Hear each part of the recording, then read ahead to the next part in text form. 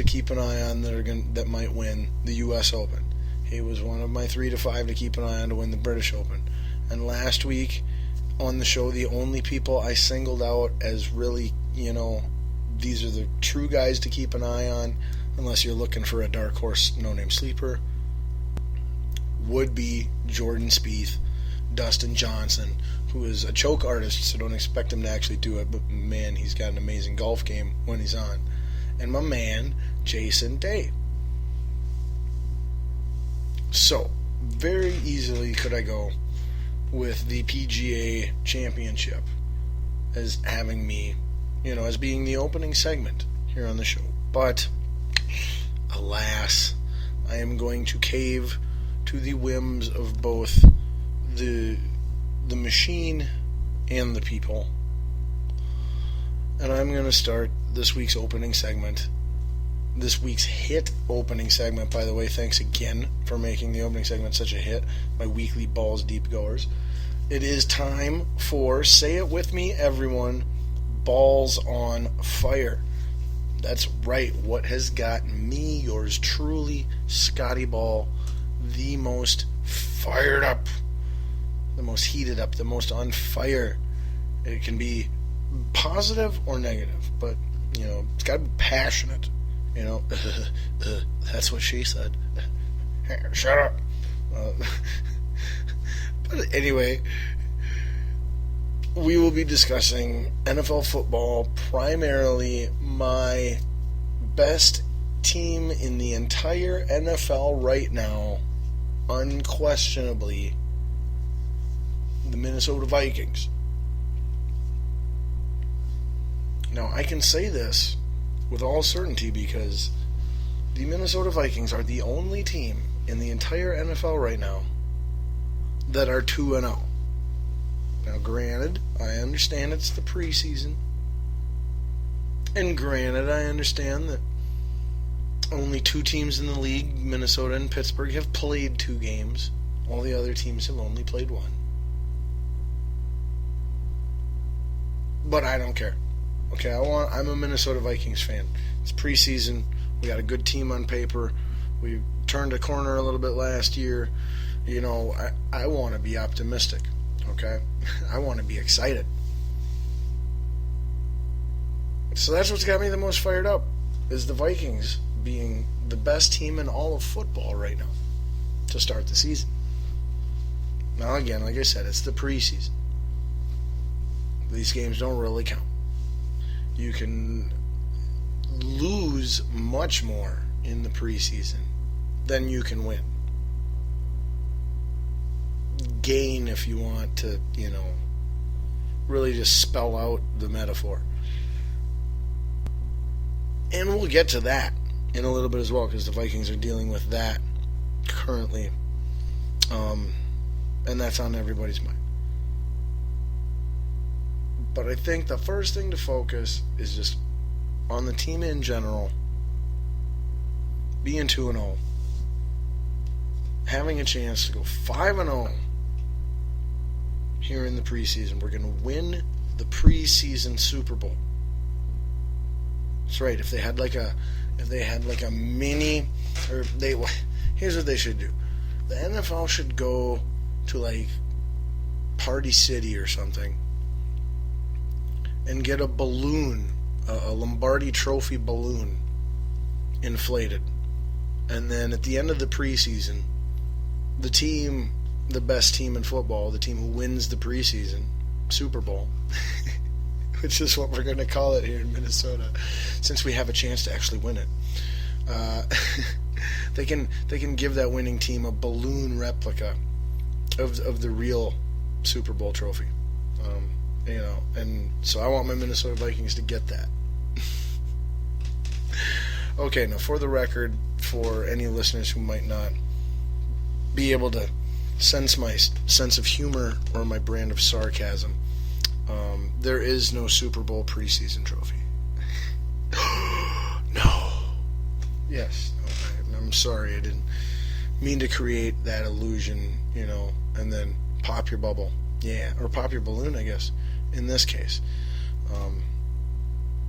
But the Minnesota Vikings, looking at the Vikings schedule, their next preseason game, is this coming Saturday at 7 o'clock on Channel 5, KMSP, if you live here in Minnesota, against the Oakland Raiders.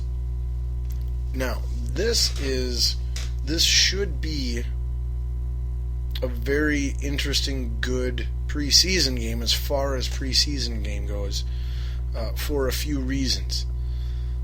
Number one, it's at home, and so a home crowd tends to help, keep your guys a little more into doing their job in the preseason than, on a road game. You tend to have more mental and emotional and energy-related letdowns on the road in the preseason than you do at home. But after this game, there really is only one more preseason game where the main players are going to see any significant reps or time at all. So, this coming Saturday, you should see those first-string guys and those second-string guys play a fair amount. And speaking of first-string Minnesota Vikings, we are especially going to want to see how the offensive line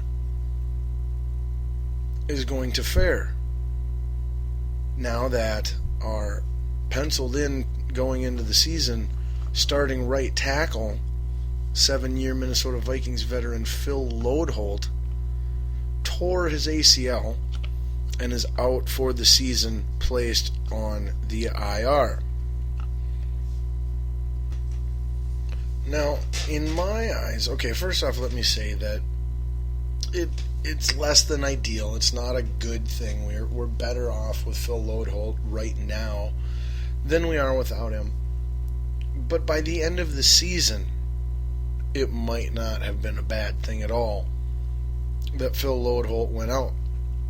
Now that Phil Loadholt is out for the season, definitely because of injury, not questionably because of poor play, which we have seen all too often over this last couple years, and that's one of the reasons that we drafted offensive lineman right tackle TJ Clemmings in the 4th round when we did. Now, granted, TJ Clemmings was penciled to start at the right guard this season, but that was just because it was really the only position that was up for grabs on the offensive line, with Khalil at left tackle, Fusco at one of the guards. Always had played right guard. This year he's moving to left guard.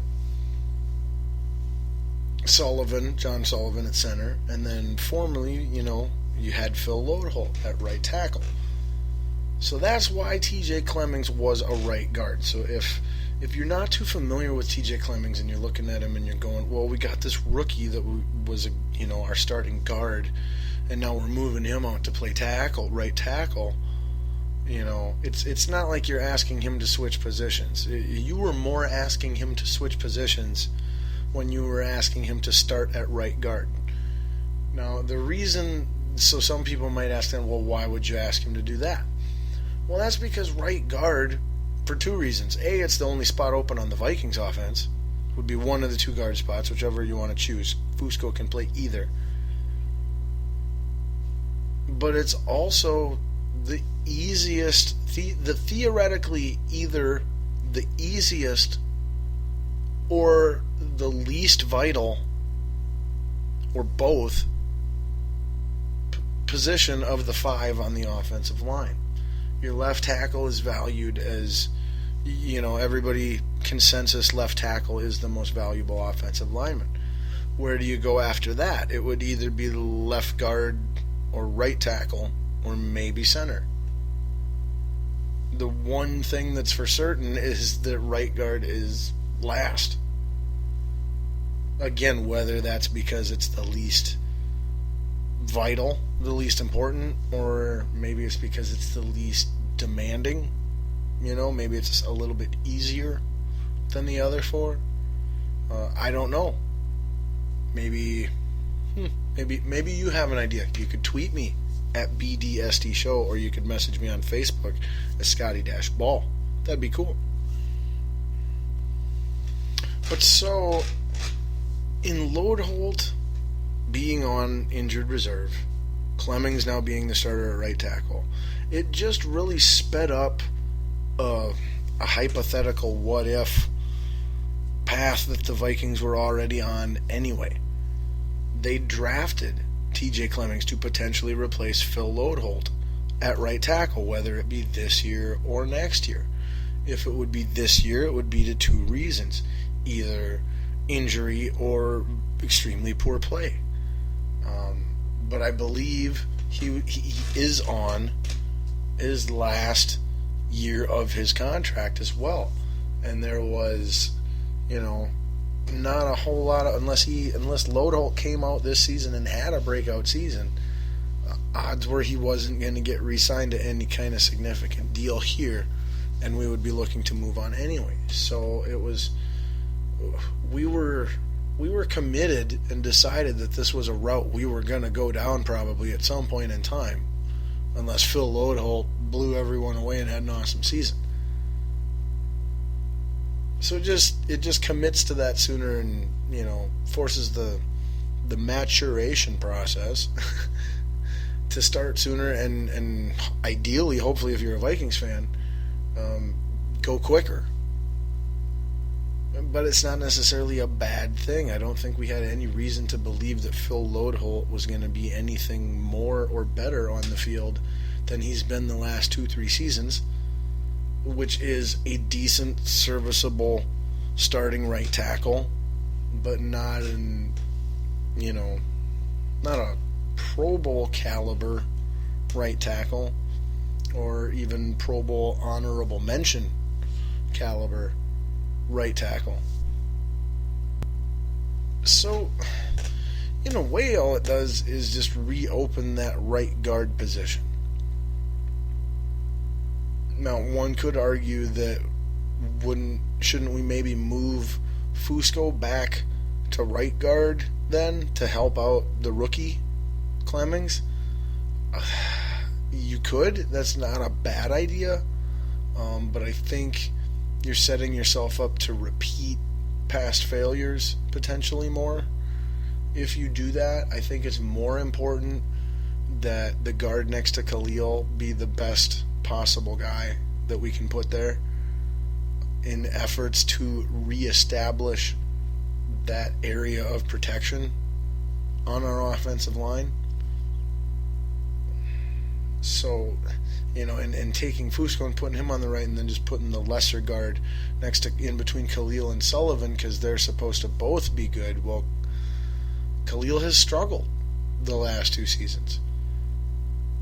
So, he was exceptional his rookie year, but he has struggled the last season to 2 seasons quite a bit. And it's kind of make or break for him. Both, contractually and just in general in his career as a player, in his development. So I think you want to focus on keeping that left side as strong as it possibly can be, and if there is a weakness, it'd be over on the right. But we'll try to counter for that by having an extra tight end over on that side to help stay in and block, or making sure that there's a running back in to help out and block, and he's focused on that side of the offensive line, things of that nature. So who becomes the new starter then on the Vikings offensive line at right guard? Well, you do have a couple options. You could go with who I think should be the choice right now, at least to start the season. You should go with veteran interior lineman Joe Berger, my man Joe Cheeseburger. Considering the situation, I should say, I think it's in your best interest to use a reliable, predictable veteran at that position if you have the opportunity to. Even though maybe, his upside is less limited than another younger guy, a la David Yankee,